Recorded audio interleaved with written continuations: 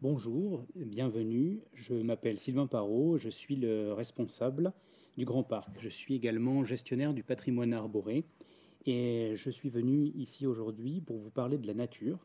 La nature qui reprend ses droits à Versailles et parfois de manière un peu étonnante.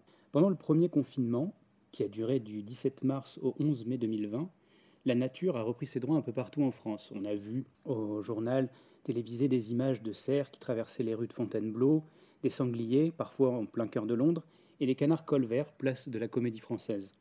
À Versailles, la nature a également repris ses droits, mais de façon parfois peut-être plus originale que vous ne le pensez. En effet, quand on pense à la nature à Versailles, on imagine tout de suite des chevreuils en liberté qui gambadent autour du Grand Canal.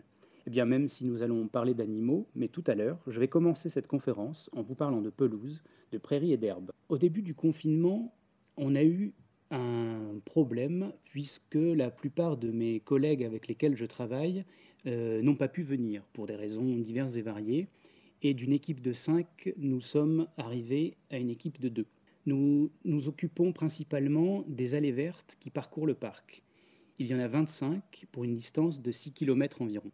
Alors ce que j'appelle les allées vertes, ce sont des allées en pelouse, c'est-à-dire qu'elles ne sont pas recouvertes de goudron et elles sont tendues régulièrement de mi-avril à fin septembre en fonction du climat.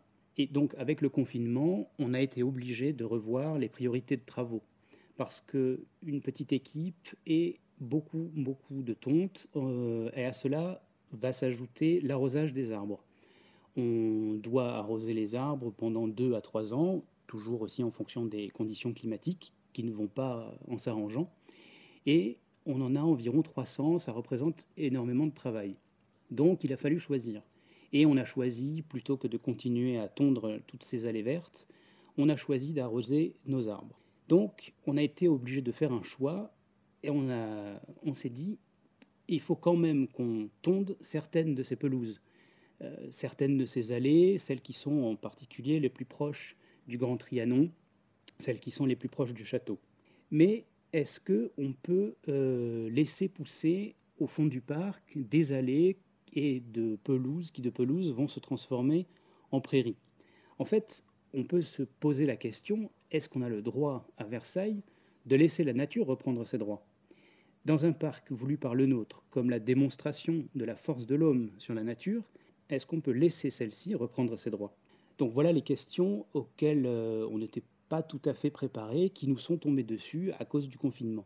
Alors au début, on s'est demandé, est-ce que c'est viable de laisser pousser l'herbe dans le parc du château de Versailles, déjà d'un point de vue technique? Est-ce qu'on va savoir faire quelque chose avec cette herbe? On a des tondeuses, mais est-ce qu'on a de quoi faire? Alors oui, on avait du matériel agricole qui nous permet de couper cette herbe et d'en faire des ballots de foin. Donc ça, on sait faire et on sait également que c'est excellent pour la biodiversité.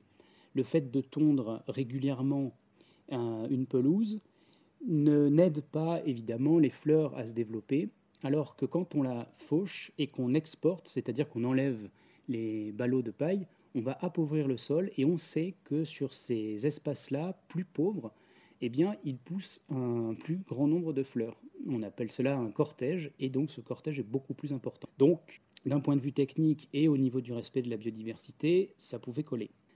Ensuite se pose bien évidemment la question du respect historique. Est-ce qu'on peut, dans le parc du château de Versailles, qui est un des endroits connus justement pour ses grandes pelouses, bien propres, bien vertes et bien tondues, est-ce qu'on peut laisser pousser du foin? Alors là, il faut aller chercher dans les documents historiques. On a la chance d'avoir un service des archives qui les récupère. Et je ne résisterai pas au plaisir de vous lire les devis pour l'entretien des jardins et pépinières du château de Trianon du 29 avril 1703. Et il est dit très clairement qu'il faudra faucher autant que sera nécessaire les gazons des parterres, gradins et boulingrins, et tours des fontaines, en sorte que l'herbe en soit toujours courte, et ôter la méchante herbe, et en cas que le gazon soit gâté, il en remettra d'autres, à ses frais. On parle là du jardinier. Donc, il est très clair qu'en 1703, les gazons doivent être parfaits. Mais, alors, ce n'est pas n'importe qui demande ça, puisque cette facture que je viens de vous lire a été rédigée par Messire Jules Ardouin-Mansart, chevalier de l'ordre de Saint-Michel, comte de Sagone, surintendant et ordonnateur général des bâtiments, jardins, arts et manufactures de Sa Majesté. Mais heureusement, on apprend un peu plus tard, en 1807, que lors d'un contrat passé entre l'intendant de Napoléon et les jardiniers de l'époque, d'ailleurs Madame Veuve Belleville, que à l'article 3, on voit qu'il faut faire la fauchaison, les roulages et le refoulement des gazons autant de fois qu'il sera nécessaire pour qu'ils soient toujours ras, frais et verts, d'entretenir les sièges et les salles de gazon et les divers talus, de retailler les filets et bordures des pelouses. Et là où ça devient pour nous plus intéressant, il est marqué également qu'il est réservé des pelouses pour faire du foin, on les fauchera, on fera le fanage et le bottelage qui seront payés à part. En ce qui nous concerne et d'un point de vue historique, le fait d'avoir des prairies de fauche est donc tout à fait acceptable. Restait bien entendu l'acceptation du public, qui est le premier utilisateur du parc du château, et on a eu des retours très positifs. Les gens ayant maintenant l'habitude de voir dans les villes, les communes, des espaces laissés en jachère, en prairies fleuries, et comprennent assez bien, sans qu'il y ait besoin de faire énormément de pédagogie, que déjà on était débordé et qu'on avait décidé de laisser la nature reprendre ses droits à cet endroit-là. Une fois qu'on s'était posé cette question, on est allé un petit peu plus loin et on s'est demandé si on pouvait éventuellement l'appliquer à d'autres endroits dans le parc du château. Comme je disais tout à l'heure, il est hors de question de laisser des parterres proches du château, proches des Trianons, montés en herbe. C'est impératif, il faut, pour respecter l'esprit du lieu, que ces parterres soient tondus. Donc, on s'est débrouillé. Il y avait un de mes collègues qui tondait très régulièrement le matin pour pouvoir ensuite arroser dans l'après-midi. Au niveau du hameau de Marie-Antoinette, là, c'était à la fois plus simple et plus compliqué puisqu'on peut faire les deux. On peut tout à fait laisser les espaces autour de la maison dans une prairie rase et bien entretenue. Et par contre, pour respecter une fois de plus l'esprit du lieu, on sait que le grand lac du hameau était entouré d'espaces de paysages champêtres. Donc, qui dit champêtre dit prairie fleurie, remplie de coquelicots, de bleuets, et en juin, juillet, de ballots de paille qu'on a mis à sécher. L'idée, c'était que ce paysage, lors de la création de ce jardin pour Marie-Antoinette, devait faire la transition avec la campagne environnante. Il faut imaginer évidemment qu'à l'époque, le parc du château était environné d'une campagne luxuriante, et donc on a voulu préserver cette image. Donc on pouvait le faire, on pouvait laisser de la prairie.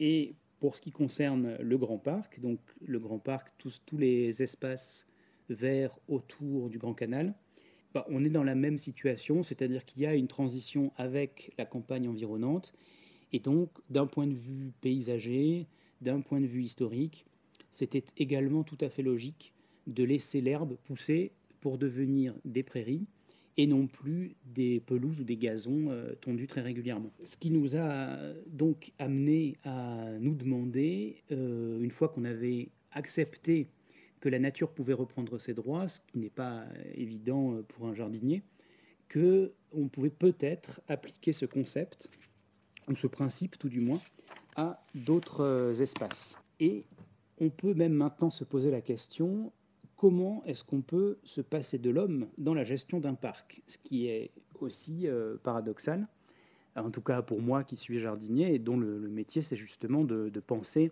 à améliorer et entretenir un parc, surtout le parc du château de Versailles. En plus, on s'est dit, si ça se trouve, on va avoir encore un nouveau confinement, et d'ailleurs malheureusement l'avenir nous a donné raison, et on s'est dit qu'il fallait peut-être qu'on trouve tous les problèmes dont la résolution pouvait être confiée à la nature.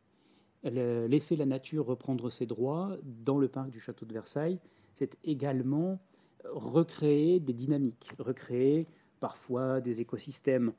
Et en particulier, on sait qu'on a sur les parterres qui sont des espaces végétaux d'accompagnement du château qui sont très souvent constituées de buis, donc de rangées de buis entre lesquelles on fait des plantations.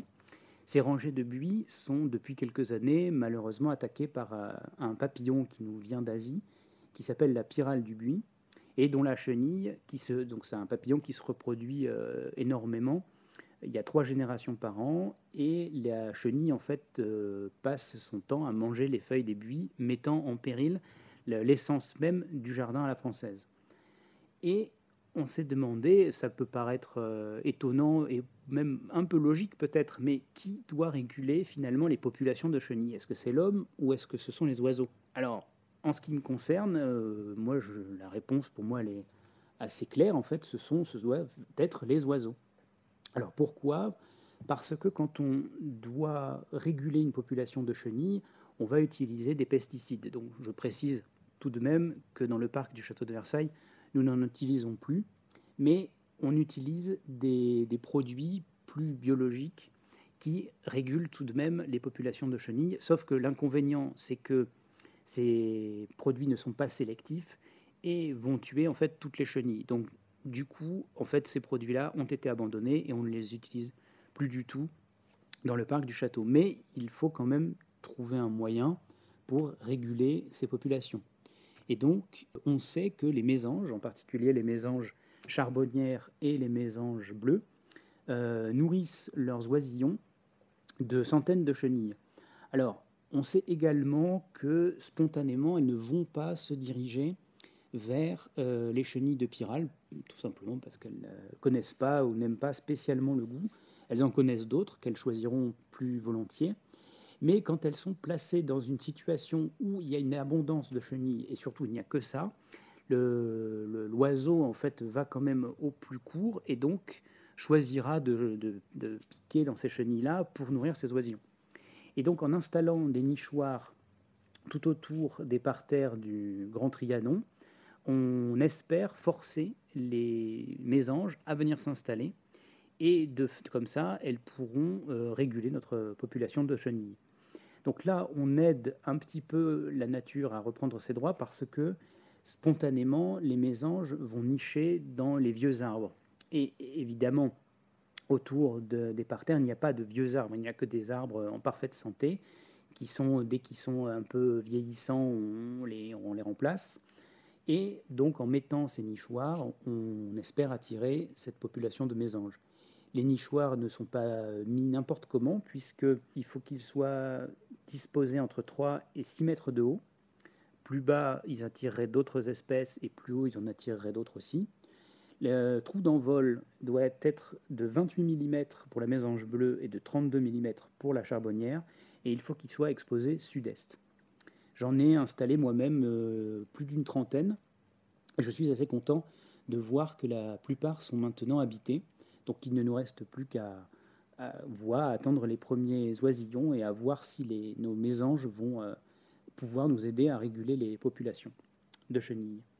Et également, on a aussi le problème des ravageurs qui se posent dans les serres. Alors les serres, qui nous servent bien évidemment à produire les plantes qui iront ensuite fleurir les parterres, sont des espaces très artificiels. C'est un endroit où on maîtrise en fait tout. On maîtrise la lumière, on maîtrise la température, l'humidité. Et dans cet espace artificiel, forcément, quand des cochenilles ou des pucerons parviennent à s'installer, on est immédiatement frappé par les dégâts causés, parce que leurs prédateurs naturels ne sont pas là. Donc, depuis quelques années, on a également laissé tomber les traitements chimiques qui permettaient de tuer évidemment tout ça, mais sans faire de distinction, et puis qui étaient nocifs et mauvais d'ailleurs aussi pour les agents qui pouvaient les appliquer. On a préféré installer des larves de coccinelles ou des chrysopes, qui sont des petits insectes ailés qui raffolent des pucerons et des cochenilles et qui nous aident beaucoup donc, dans cette lutte quotidienne. Une fois qu'on a fait ce constat que la nature pouvait reprendre ses droits, pouvait nous aider pouvait être un allié extrêmement efficace. Et on a donc mis en place des mesures, des aménagements, de nouvelles façons de travailler. On se pose maintenant la question de savoir si on peut évaluer, est-ce qu'on peut chiffrer, est-ce qu'on peut avoir une idée vraiment précise de la façon et de l'efficacité dont la nature a repris ses droits dans le parc du château. Alors, on a eu le plaisir de voir pendant le confinement les chevreuils, les renards, les faisans qui sortaient beaucoup plus. On sait qu'ils sont habitués aux horaires du parc. Moi qui suis parfois là très tôt le matin ou qui reste tard le soir après la fermeture, je me suis déjà rendu compte que les chevreuils et les renards avaient pris l'habitude de se réapproprier le parc dès que les grilles étaient closes et que tous les visiteurs étaient sortis. Mais je pense, les animaux qui sont beaucoup plus discrets, mais qui ont beaucoup plus profité finalement du confinement, de l'arrêt en fait de la fréquentation humaine, ce sont les amphibiens. C'est-à-dire qu'ils ont pu de nouveau traverser les routes sans se faire écraser, ils ont pu sortir de leur mare pour rencontrer d'autres congénères sans risquer de se faire attaquer par un chien ou rouler dessus par un vélo. Et donc on va profiter de l'inventaire de la LPO qui a été réalisé le long du rue de Galie pour pouvoir véritablement, lors d'un nouvel inventaire qui aura lieu dans l'année prochaine, compter le nombre d'amphibiens. Alors pour ceux qui ne connaissent pas encore le rue de Galie, je vous invite à aller le visiter. C'est un petit ruisseau qui parcourt le parc, qui fait 1 kilomètre 2, et qui sert d'exutoire au Grand Canal. C'est-à-dire que lorsque le Grand Canal est plein, les fontainiers ouvrent des vannes, cette eau part dans le rue de Galie et finit sa course dans la Moldre. Ce rue que nous avons aménagé avec beaucoup de bonheur est très important à nos yeux parce que c'est à la fois une nouvelle promenade, c'est un espace offert aux visiteurs qui veulent changer un petit peu des grands jardins ordonnancés du parc du château. Et c'est également pour nous un laboratoire à ciel ouvert, c'est-à-dire que toutes les mesures, les aménagements, tous les tests, en fait, on peut les faire là-bas.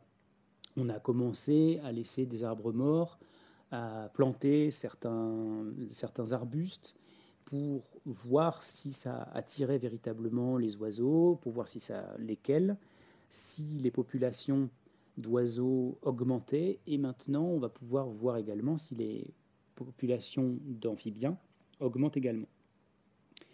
Et ça va nous permettre d'avoir des données chiffrées et objectives qui nous permettront de constater si oui ou non la nature reprend ses droits dans le parc et si les aménagements que nous avons faits sont viables et si éventuellement il faut qu'on aille plus loin. Une autre façon de voir si la nature nous tend la main en quelque sorte, c'est aussi d'aller visiter les nichoirs et de vérifier s'ils sont bien tous occupés. Et si c'est le cas, on en rajoutera, en sachant qu'il faut toujours les espacer les uns des autres de 6 à 10 mètres afin qu'il n'y ait pas de concurrence. Mais on va continuer à mailler le territoire avec ces fameux nichoirs qui vont nous aider pour réguler aussi d'autres. Je parlais de la pyrale du buis, mais ça peut être aussi la processionnaire du chêne, la chenille processionnaire du chêne, qui est également un problème dans les parcs et jardins. Et on a encore d'autres aménagements, d'autres idées à creuser, et en particulier les prairies fauchées vont faire l'objet d'un inventaire floristique afin de voir si on a des nouvelles espèces, si on a des espèces qui reviennent, des espèces qui s'installent, des espèces de fleurs. Et là où ça nous intéresse, c'est que dans ces prairies, il n'y a plus de mauvaises herbes. Le concept même de mauvaises herbes n'a plus lieu, puisque les herbes, quelles qu'elles soient, sont toujours utile. Parfois, on ne sait pas toujours à quel insecte ça va profiter, et d'autres fois, on le sait, c'est très clair.